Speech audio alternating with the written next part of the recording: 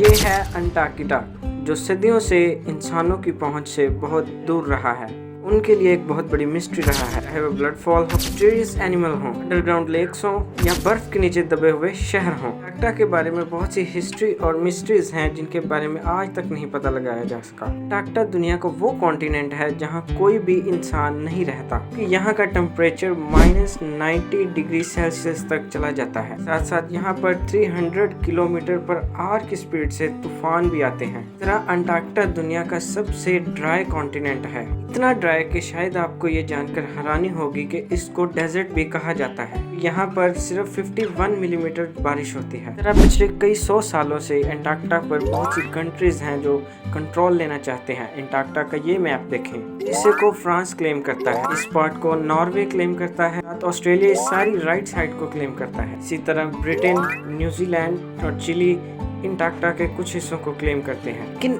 आखिर इसकी वजह क्या है? फिर अंटार्कटिका की इस बर्फ के नीचे क्या है जो दुनिया की सुपर पावर्स इसका कंट्रोल लेना चाहते हैं?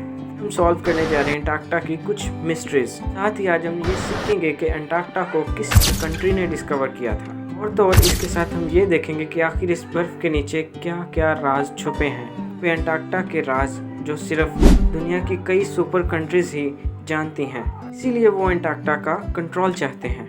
अंटार्कटिका किसने डिस्कवर किया?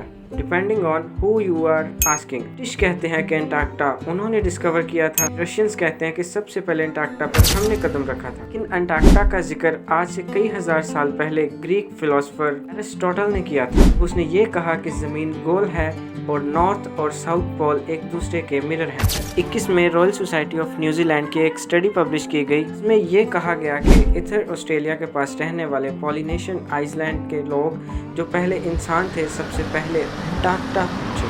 क्योंकि पुरानी कहानियों में बर्फ के ऐसे कॉन्टिनेंट का जिक्र मिलता है जो ज़मीन की सदर्न साइड पर है। खैर, रिकॉर्डेड हिस्ट्री के मुताबिक ब्रिटिश ऑफिसर जेम्स टुक वो पहला ऑफिसर था जो अंटार्कटिका सर्कल क्रॉस करके, लेकिन अभी वो अंटार्कटिका से 130 किलोमीटर पीछे ही था कि उसने अपनी शिप को मोड़ लिया। उसे अंटार्कटिका तो नज़र नहीं आया, लेकिन पानी में तैरते हुए आइसबर्ग्स जरूर नजर आए। के साथ समुद्र के तेवर ऐसे थे कि शिप को आगे ले जाना बहुत मुश्किल था। जेम्स कुक ने कहा था कि इस सदर्न कॉन्टिनेंट पर पहुंचना बहुत ही मुश्किल है, इतना खतरनाक है कि शायद कभी कोई पहुंच सके।